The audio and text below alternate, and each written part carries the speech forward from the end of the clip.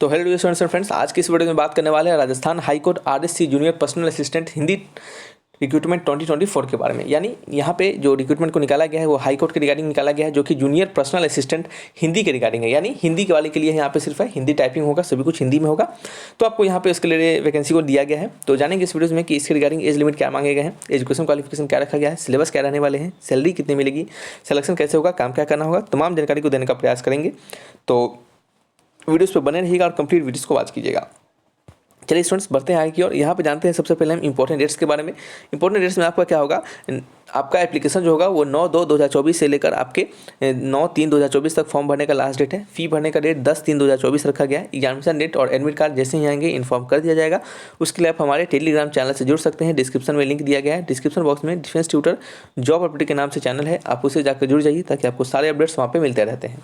बात करते हैं यहाँ पे एप्लीकेशन फ़ी के बारे में। आपका जो एप्लीकेशन फ़ी है वो जनरल और अदर स्टेट्स के लिए 750 है, OBC EWS के लिए 600 है, ST SC PH के लिए 450 है। इस फी को आप credit card, debit card, net banking के माध्यम से दे सकते हैं। स्टूडेंट्स आपसे यह भी अपील रहेगा कि वीडियोस अच्छा लगे, इन्फॉर्मेटिव लगे तो वीडियोस को लाइक एंड सब्सक्राइब जरूर कीजिएगा और दोस्तों में भी शेयर कीजिएगा ताकि उन्हें भी इसके बारे में इन्फॉर्मेशन मिल सके। तो आइए बढ़ते हैं नेक्स्ट जानकारी की ओर। यहाँ पे हम बात करने वाले हैं एज लिमिट की रिगार्डिंग। आपका जो एज लिमिट है वो 1/1/2025 से काउंट किया जाएगा, जिसमें कि मिनिमम एज आपका 18 ईयर रहने वाला है और मैक्सिमम एज आपका 40 ईयर का रहने वाला है। बात करते हैं यहाँ पे आपके टोटल पोस्ट के बारे में। 30 पोस्ट पे वैकेंसी को निकाला गया है। बिल्कुल कम ही पोस्ट पे वैकेंसी को निकाला गया है, लेकिन कह सकते हैं ये पोस्ट बहुत बढ़िया है, इसका सैलरी बहुत ही बढ़िया होता है। ठीक है, हम आपको सभी कुछ बताएंगे सैलरी के बारे में यहाँ पे क्या होंगे।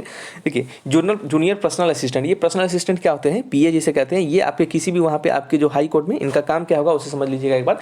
इनका काम क्या होता है कि जो भी हाई कोर्ट में आपके कह सकते हैं कि जज रहने वाले हैं या फिर जो भी हाई कोर्ट में और भी जो ऊँचे ऊँचे पोजीशन पे होंगे उनका आपको PA होना पड़ेगा, यानी उनका पर्सनल असिस्टेंट बनना पड़ेगा। उनके जो भी निजी काम वहाँ पे होंगे, निजी काम मतलब घरेलू काम नहीं, निजी काम मतलब जो ऑफिस से रिलेटेड निजी काम होंगे उनको आपको काम को उनके काम को करवाने में आपको असिस्ट करना पड़ेगा। चाहे वो टाइपिंग से रिलेटेड काम हो, किसी भी कागज़ को बनाना हो, किसी भी डॉक्यूमेंट रिलेटेड काम हो, कोई भी दस्तावेज से आपको यहाँ करना हो, सभी आपको वहाँ पे हैंडल करना पड़ेगा। ठीक है, तो ये आपके वहाँ पे काम रहने वाले हैं। सैलरी बहुत ही बढ़िया रहेगा और कह सकते हैं कि ये असिस्टेंट का पोस्ट है, तो कह सकते हैं इसके रिगार्डिंग आपका पोजीशन भी बहुत बढ़िया है और आपको वैल्यू भी ज़्यादा मिलेगा, सैलरी मिलेगा, वैल्यू मिलेगा और आपको वहाँ पे कह सकते हैं एक वर्चस्व भी आपका रहेगा। सभी लोग आपको जानेंगे और कह सकते हैं कि आपका वहाँ पे सभी काम, किसी और का भी काम आप आसानी से करवा सकते हैं क्योंकि आप बड़े बड़े लोगों के साथ रहेंगे। ठीक है, समझिएगा। यहाँ पे सिंपल जो मांगा गया है एजुकेशन क्वालिफिकेशन वो मांगा गया है बैचलर डिग्री। किसी भी अगर यूनिवर्सिटी से आपने बैचलर प्राप्त किया है, बैचलर डिग्री ग्रेजुएशन को किया है तो आप इसके लिए एलिजिबल हो जाते हैं। ठीक है, और यहाँ पे बात करेंगे राजस्थान के बारे में हो रहा है स्टूडेंट्स। तो राजस्थान में आपको देवनागरी लिपि पता होना चाहिए, जो कि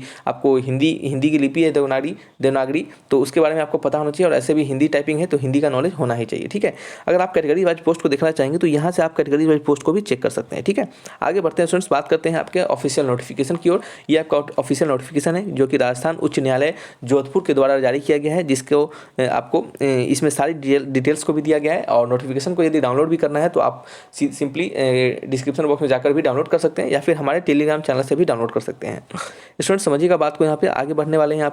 यहाँ पे बात करते हैं मोड ऑफ सिलेक्शन के बारे में। आपका जो सिलेक्शन होगा वो 2 प्रकार से होने वाला है। पहला जो इसमें रहेगा एक ही साथ होगा ये भी दोनों चीज़, लेकिन समझिएगा कैसे होगा। पहले आपको हिंदी शॉर्ट हैंड टेस्ट होगा और दूसरा में आपका क्या होगा, कंप्यूटर टेस्ट होगा।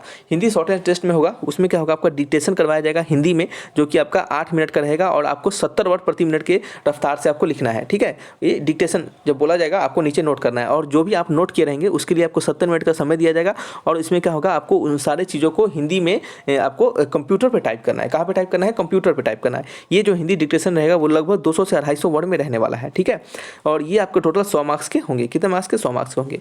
ये हो जाने के बाद आपका क्या होगा, कंप्यूटर टेस्ट होगा जो कि स्पीड और एफिशिएंसी को जांचा जाएगा। इस स्पीड और एफिशिएंसी में आपके स्पीड टेस्ट होंगे जो कि 10 मिनट का समय रहेगा, 50 मार्क्स दिया जाएगा और इसके लिए मिनिमम मार्क्स यहाँ पे आप चेक कर सकते हैं। अदर जनरल और OBC के लिए 22.5 कम से कम लाना है और आपको ST SC के लिए 20 नंबर कम से कम लाना है। इसके बाद आप जितना ज़्यादा लगेगा तब आपको मेरिट में आने के चांस ज़्यादा रहेंगे, क्योंकि इसके बाद ये मिनिमम है, इसके बाद मेरिट बनाया जाएगा, उस मेरिट के आधार पर ही आपका सिलेक्शन होगा। ठीक है, बात करते हैं नेक्स्ट आपका इफिशियंसी टेस्ट के बारे में। इसमें आपका कंप्यूटर टेस्ट में ही इफिशियंसी टेस्ट भी होगा जो कि 10 मिनट का होगा और ये आपके 50 मार्क्स के होंगे। इसमें भी आपका मिनिमम मार्क्स वही सेम टू सेम रहने वाला है। ठीक है, अगर आप इसके बारे में अधिक जानना चाहते हैं कि आपका जो सिलेक्शन होगा, यानी जो इस पर्टिकुलर जो टेस्ट होंगे उसके मार्किंग का क्राइटेरिया किस प्रकार से रखा जाएगा, किस प्रकार से मार्क्स दिया जाएगा आपको, उसके लिए आप नोटिफिकेशन की ओर रेफर कर सकते हैं।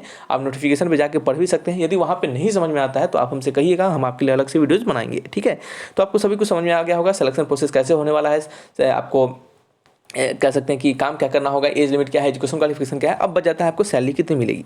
सैलरी के लिए समझ लीजिएगा, आप जब वहाँ पे ट्रेनिंग के तौर पे रहेंगे तो आपका 30,700 का फिक्स पे होगा। क्या होगा, ये आपका फिक्स पे होगा। ठीक है, फिक्स पे क्या मिलेगा, फिक्स पे, यानी इतना ही सैलरी आपको फिक्स मिलेगा।